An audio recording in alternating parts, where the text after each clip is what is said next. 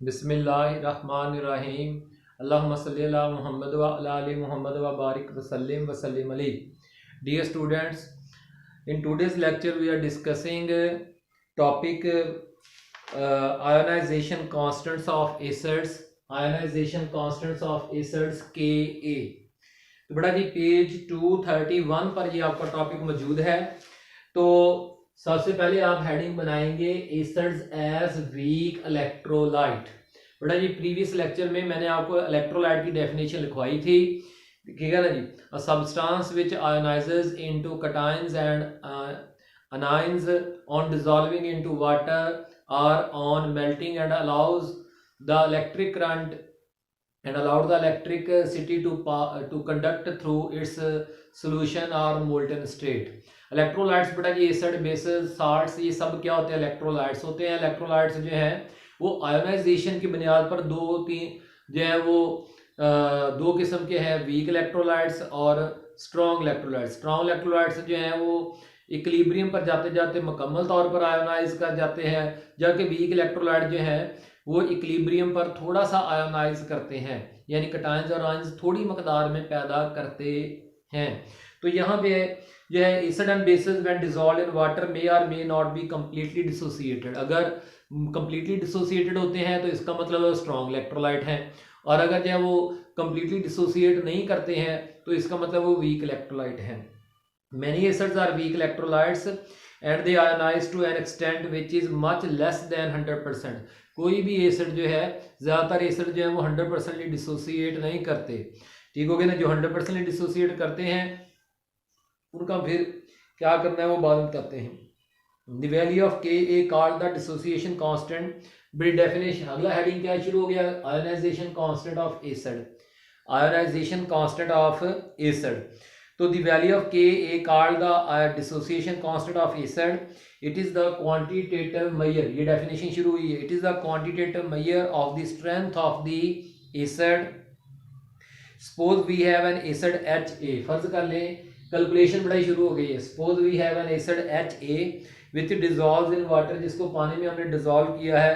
तो in water in a reversible manner में तो ये क्या पैदा करता है? हाइड्रोनियम आइंस और अनाइंस, ठीक है ना जी। ए फॉर अनाइंस, तो हाइड्रोनियम आइंस और अनाइंस। तो बेटा जी केसी फॉर रिवर्सिबल रिएक्शन आपके सामने हमने लिखा है बिल ऑफ मैथ सेक्शन के मुताबिक जो है कि कंसंट्रेशन ऑफ प्रोडक्ट्स जो ऊपर आ जाएगी। हाइड्रोनियम आयन की कंसंट्रेशन, बेसिक आप इसको हाइड्रोजन आयन की कंसंट्रेशन भी लिख सकते हैं। तो इस तरह से नेगेटिव आयन की concentration divide by concentration of reactant acid की concentration divide by concentration of water. तो बेटा जी वाटर की concentration, because concentration of water constant, वो हमने क्या लेनी है? कांस्टेंट लेनी है। बिकॉज क्यों लेनी है? बिकॉज वाटर इज सॉल्वेंट, इसमें वाटर एक सॉल्वेंट है and present in large access, और ज्यादा मकदार में है। तो इसलिए जो है वाटर की कंसंट्रेशन जितनी आपने इनिशियली ली थी इक्विलिब्रियम पर भी उतनी ही रहनी है, उसमें कोई फर्क नहीं पड़ना। जितनी इनिशियली ली थी उतनी ही इक्विलिब्रियम पर होनी है। तो इसलिए हम कहते हैं कि वाटर की कंसंट्रेशन कांस्टेंट। तो फिर अगर कांस्टेंट है तो कांस्टेंट को कांस्टेंट से मल्टीप्लाई कर दें। इधर से हमने वाटर कंसंट्रेशन पकड़ा, केसी कांस्टेंट के साथ मल्टीप्लाई कर दिया, तो पीछे क्या रह गया? Hydronium ion concentration into concentration of negative ions divide by concentration of Ha। तो बेटा जी concentration of equilibrium constant and concentration of water, इनको दो कांस्टेंट्स को मल्टीप्लाई करते हैं तो हमारे पास एक और कांस्टेंट आ जाता है जिसे हम कहते हैं ionization constant of acid Ka। Dissociation constant of acid भी कहते हैं। तो बेटा जी Ka अब किसके बराबर हो गया? Concentration of hydrogen ions divide into concentration of negative ions divided by concentration of Ha। अब बेटा जी इस सिग्निफिकेंस एंड एप्लीकेशंस पेज 231 पे बेटा जी तो है significance and applications of equation. इस इक्वेशन जो हमने ये फाइनली निकाली है, इस इक्वेशन की एप्लीकेशंस जो हैं वो क्या बनती हैं? तो जरा देखें इस इक्वेशन की एप्लीकेशंस क्या बनती हैं, इसके इस्तेमाल क्या बनते हैं। तो this equation can be used to calculate the Ka of any acid. किसी भी एसिड की आप क्या कैलकुलेट कर सकते हैं? Ka की वैल्यू कैलकुलेट कर सकते हैं। अगर आपको क्या बता दिया जाए कि कितने हाइड्रोजन आयन की कंसंट्रेशन है, कितने नेगेटिव आयन की कंसंट्रेशन है और कितना एसिड जो है वो आपको इनिशियली दिया गया। If we know the pH or hydrogen ion of the solution at the initial concentration of acid, तो this can also be दूसरा इस इक्वेशन का फायदा क्या है कि इसकी मदद से अगर आपको Ka की वैल्यू का पता हो तो फिर आप हाइड्रोजन आयन की कंसंट्रेशन को कैलकुलेट कर सकते हैं। This can also be used to calculate the equilibrium concentration of hydrogen ions, negative ions produced if we know the initial concentration of acid its Ka value। यानी अगर आपको ये दो वैल्यूज का पता हो तो आप हाइड्रोजन आयन की कंसंट्रेशन या हाइड्रोनियम आयन की कंसंट्रेशन कैलकुलेट कर सकते हैं। याद रखें बेटा जी, हाइड्रोजन आयन की कंसंट्रेशन और हाइड्रोनियम आयन की कंसंट्रेशन एक ही चीज होती है, इनमें कोई फर्क नहीं होता। अच्छा जी, अब जो है बेटा जी एप्लीकेशंस ऑफ के एप्लीकेशंस ऑफ के, इसका के की एप्लीकेशंस पेज नेक्स्ट पेज पे आ जाए तो इसका फायदा क्या है उसके ऊपर बात करते हैं। एप्लीकेशंस ऑफ के पेज 232 पे। तो बेटा जी के अगर जो है वो के की वैल्यू जो है वो स्मॉलर देन 10⁻³ हो तो हम कहेंगे the acid is weak acid, and if the Ka value is equal to 1 to 10⁻³ acid is moderately strong, दरमियाना सा ताकतवर है, ठीक है ना। और if A की वैल्यू जो है वो 1 से ज्यादा हो, 2 हो, 3 हो, 4 हो, 5 हो, 6 हो, 7, 8, 9, 10, फिर 1 ज़रब 10 की ताकत 1 यानी 10 पावर प्लस में हो गया तो एसिड इज स्ट्रॉन्ग। बेटे टेबल 8.7 आपको याद नहीं करना, लेकिन टेबल 8 याद नहीं करना, लेकिन आप उसको देखें HCl की Ka की वैल्यू जो है वो 10 पावर प्लस 7 है, तो it is a very strong acid. HNO3 10 power plus 3, H2SO4 10 plus 2, तो इसलिए ये बड़े वेरी स्ट्रॉन्ग एसिड हैं। उसके नतीजे में HSO4 बाइसल्फेट आयन जो है उसकी 1.3 × 10⁻⁴, तो ये स्ट्रॉन्ग रह गया क्योंकि अब किस में आ गया, 1 ज़रब 10 की ताकत -3 में आ गया है जी। HF जो है वो भी उसकी ताकत देखें 10 की ताकत -7, यानी 10 की ताकत -3 से भी स्मॉलर होना शुरू हो गई है। तो फिर ये वीक और एसिटिक एसिड भी एक वीक एसिड है, कार्बोनिक एसिड भी वीक है, H2S भी वीक है, अमोनियम भी वीक है, बाइकार्बोनेट आयन भी वीक एसिड है, H2O खुद वाटर जो है वो भी एक वीक एसिड है। अच्छा जी, तो अब बेटा जी के की एप्लीकेशंस के बाद अगला टॉपिक आपका शुरू हो जाता है परसेंटेज आयोनाइजेशन ऑफ एसिड्स। तो बेटा जी we can calculate the percentage ionisation of a weak acid and the formula is as. किस तरह से परसेंटेज आयोनाइजेशन, देखिए आप अपने मार्क्स की परसेंटेज कैसे करते हैं, total marks divide by mass obtained divide by total marks multiplied 100। इसी तरह से टोटल एसिड आपने कितना लिया था इनिशियली, ठीक है ना जी, amount of acid initially available वो हो गया टोटल अमाउंट, उसमें से कितना आयोनाइज कर गया, अमाउंट ऑफ एसिड आयोनाइज कितना आयोनाइज कर गया, ठीक है ना जी, वो आपने मेजर कर लेना है या कैलकुलेट कर लेना है, फिर उसको 100 से मल्टीप्लाई करके परसेंटेज आयोनाइजेशन निकाल सकते हैं। आइए एक एग्जांपल 4 पहले करते हैं, फिर इस टॉपिक का जो पैराग्राफ है उसकी मैं आपको समझाता हूं। वो एग्जांपल 4 देखें, what is the percentage ionisation of acid in a solution in which 0.1 moles of it has been dissolved per dm cube of the solution। तो बड़ा वॉल्यूम तो 1 dm क्यूब हो गया, ठीक हो गया ना जी, इसलिए वॉल्यूम का चक्कर खत्म हो गया क्योंकि 1 dm क्यूब है। तो अब रह गया है एसिटिक एसिड की परसेंटेज आयोनाइजेशन निकालें, जबकि इनिशियल अमाउंट एसिटिक एसिड की कितनी दे दी गई है स्टेटमेंट के मुताबिक 0.1 मोल्स। तो बेटा जी जरा देखें, टाइम 0 सेकंड्स पे आपको इनिशियली कितने दिए गए, 0.10 मोल ऑफ एसिटिक एसिड, ये एसिटिक एसिड है, ठीक है ना, ये आयोनाइज करेगा तो एसीटेट आयंस और हाइड्रोजन आयंस पैदा करेगा। तो टाइम 0 सेकंड पे अभी तो 0 मोल होंगे। टाइम इक्विलिब्रियम पे जब एसिड मुकम्मल तौर पर जितना उसने आयोनाइज करना था कर गया, अब कंसंट्रेशन ऑफ रिएक्टेंट और प्रोडक्ट क्या हो जाती है, कांस्टेंट हो जाती है, जितना आयोनाइज करना था कर गया, ठीक है ना जी। वहां पे हम कहते हैं कि लेट्स सपोज कि x moles of acetate ions और x moles of hydrogen ions पैदा हुए हैं, तो फिर रिएक्टेंट के कितने पीछे रह जाएंगे, 0.1 - x। लेकिन चूंकि एसिटिक एसिड एक वीक इलेक्ट्रोलाइट है तो हम कहते हैं कि ये x की वैल्यू जो है वो बहुत स्मॉल होगी, किसके मुकाबले में, 0.1 के मुकाबले में। तो acetic acid is a weak electrolyte, therefore at equilibrium 0.1 - x can be considered 0.1 मोल, यानी उसको 0.1 मोल के, यानी हम कहते हैं कि एसिड एक वीक इलेक्ट्रोलाइट है, तो इसलिए इक्विलिब्रियम पर उसकी कंसंट्रेशन उतनी ही होगी जितनी इनिशियली टेकन थी। ठीक है ना जी, इनिशियली क्या टेक किया गया था 0.10, तो अभी भी हम कितनी कंसीडर कर लेंगे, इक्विलिब्रियम पर भी 0.10। तो बेटा जी टोटल अमाउंट कितनी है 0.10, उसमें से x आयोनाइज कर गया, उसमें से x आयोनाइज कर गया, वो हमें x निकालना है। तो के ए रिवर्सिबल रिएक्शन, प्रोडक्ट की कंसंट्रेशन ऊपर, रिएक्टेंट की कंसंट्रेशन नीचे। प्रोडक्ट की कंसंट्रेशन XX है और रिएक्टेंट की कंसंट्रेशन हमने कह दिया 0.1 माइनस x को 0.1 के बराबर, s स्क्वायर ओवर 0.1। तो के ए की वैल्यू कितनी है वो आपको बताई जाएगी 1.85 इंटू 10 पावर माइनस 5। तो बेटा जी हम आपको बताया हुआ है कि इक्विलिब्रियम कांस्टेंट्स के यूनिट्स हम नहीं लिखते जी। तो 0.1 को के की वैल्यू से मल्टीप्लाई कर दिया एक्स स्क्वायर के बराबर, x square is equal to 1.8 into 10 power minus 6, दोनों तरफ स्क्वायर रूट ले लिया, स्क्वायर रूट से ये स्क्वायर कैंसिल हो जाएगा, एक्स रह गया, तो इसका स्क्वायर है 1.3 इंटू 10 पावर माइनस 3। एक्स कौन है, कंसंट्रेशन ऑफ हाइड्रोजन आयन है, कंसंट्रेशन ऑफ हाइड्रोजन आयन है।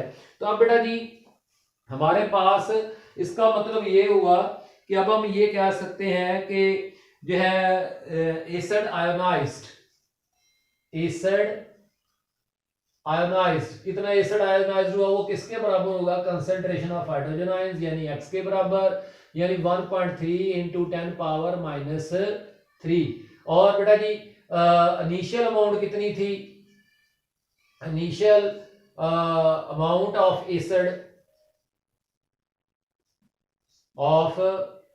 वो थी 0.1 मोल। ठीक हो गया जी। तो अब फार्मूला में ये वैल्यूज पुट कर सकते हैं, परसेंटेज आयोनाइजेशन किसके बराबर हो जाएगा, percentage amount of acid ionize कितना जी 1.3 into 10 power minus 3 divide by 0.1 multiply 100। तो बेटा जी जब हम इसको मल्टीप्लाई करते हैं तो आंसर आता है 1.3%। आंसर क्या आता है 1.3%, यानी out of 100 molecules of acetic acid, ठीक है ना जी, only 1.3 molecules ionize, ठीक है ना जी, सिर्फ इतने होते हैं। और अगर आप 1000 कर देंगे तो फिर कितने रह जाएंगे, देखें 100 को 10 से मल्टीप्लाई कर दें तो भाई फिर 1.3 को भी किससे मल्टीप्लाई कर दें 10 से, तो ये 1000 मॉलिक्यूल्स अगर होंगे तो फिर कितने हो जाएंगे 13। 1000 में से सिर्फ 13 मॉलिक्यूल आयोनाइज करते हैं, तो कंपैरेटिवली वीक इलेक्ट्रोलाइट है ना जी, इसलिए। तो बेटा जी अब आ जाएं किसकी तरफ, जब बेटा जी परसेंटेज आयोनाइजेशन के बाद टेबल में बेटा जी एक इफेक्ट ऑफ डाइल्यूशन, जो फार्मूला के नीचे आप क्या हेडिंग बनाएंगे, इफेक्ट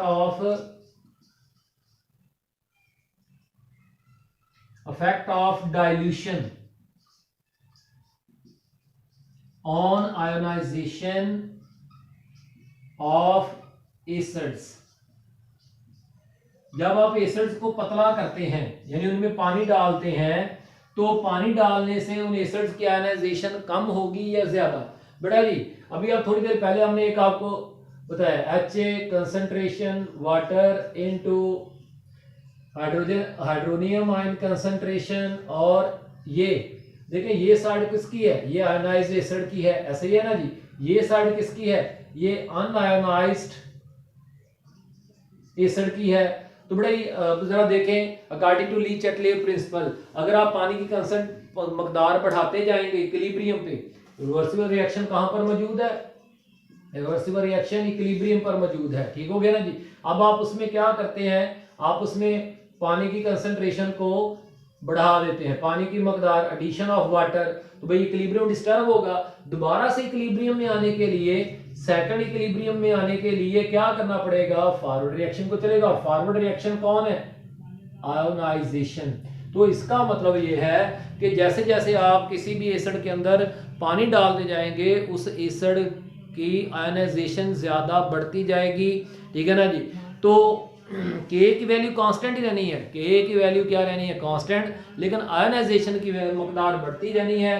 तो इसको बड़ा जी स्टेट, इसके लिए एक स्टेटमेंट, एक लॉ है ऑसवर्ड्स लॉ ऑफ डाइल्यूशन। ठीक है ना, इस ऑसवर्ड्स लॉ ऑफ डाइल्यूशन इसकी स्टेटमेंट में आपको नोट करवाता हूं, लेकिन जरा पैराग्राफ पढ़िएगा। टेबल 8.8 याद नहीं करना आपको। The percentage on week acid depends upon the extent of dilution. बेटा जी इसको हाईलाइट कर लीजिएगा जी। तो आप बेटा जी जो है हम इसकी स्टेटमेंट देखें, dilution increases the degree of dissociation. ये स्टेटमेंट बेटा जी आपकी जो है ना वो बुक में अगर आप देखें तो इस पेज पे जहाँ पे ये टॉपिक शुरू हो रहा है ना, इसकी आखिरी लाइन में मौजूद है, तो वो इस जगह पे। तो बहरहाल मैंने टॉपिक बना दिया, dilution increases the degree of dissociation. तो एक्सप्लेनेशन बेटा जी इसका जो है वो फिर वापस पेज एक्सप्लेनेशन फार्मूला के नीचे वाले हिस्से से शुरू करना है। ये सारा पैराग्राफ जो है इसकी क्या है, एक्सप्लेनेशन है। Percentage ionization of weak acid depends upon the extent of weak acid extent of dilution of their aqueous solutions. Table 8.8 shows the change in percentage ionization of acetic acid at different concentrations. अगर आप table को देखें तो पहले molarity है 0.1 मोल, ठीक होगा ना जी, 1 DM क्यूब में, तो परसेंटेज आयनाइजेशन 1.3। अगर वो आधी हो जाए तो 0.1 का हाफ कितना है 0.05, तो परसेंटेज आयनाइजेशन देखें बढ़ गई है 1.89। फिर 0.05 का हाफ किया गया है तो वो 0.01, तो परसेंटेज आयनाइजेशन 4.17। फिर अगर हम 0.01 का हाफ किया जाए तो फिर जैसे यानी जब मोल्स कम होंगे तो इट मीन्स के वाटर में इजाफा कर रहे हैं, डाइल्यूशन बढ़ा रहे हैं जी। तो बड़ा जी आप देख सकते हैं कि परसेंटेज आयनाइजेशन के नतीजे में हाइड्रोजन आयन की कंसंट्रेशन जो है वो भी बढ़ रही है। और ये एसिटिक एसिड की इनिशियली टेकन जो कंसंट्रेशन है वो भी साथ लिखी हुई है टेबल में, लेकिन इस सारे मामले में आप देखें के की वैल्यू तकरीबन उतनी रहती है। तो बेटा जी अगर हम 0.1 मोल जो एग्जांपल में आज हमने अभी लेके किया तो उसमें हमारा जो है वो परसेंटेज आया था 0.1 मोल के साथ 1.3%। तो if when we 0.1 mole of acetic acid dissolved in 1000 cm cube of solution, then 1.33 molecules are dissociated, ठीक है ना जी, 1.33 molecules are dissociated जो है out of 100 जो है। तो इसी तरह से जो है when the 0.001 moles are dispersed तो 12.6 ये टेबल में से बताया जा रहा है 12.6 molecules of acetic acid get dissociated out of 100। तो यानी कि जो है वो अगर आप पानी को जो है वो 1000 गुना डाइल्यूट करते हैं, सॉरी एसिटिक एसिड को कि 0.1 मोल वाले सोल्यूशन को 1000 टाइम्स जो है वो अगर आप डाइल्यूट करते हैं तो परसेंटेज आयनाइजेशन जो है वो तकरीबन जो है वो 12 टाइम्स जो है वो बढ़ जाती है। तो रिमेंबर दैट के remain the same at all dilutions at constant temperature. तो ये बड़ा आज का लेक्चर है। कोई भी सवाल हो व्हाट्सएप पूछा था हम सब कहा में ना सर आमिनी, शुक्रिया।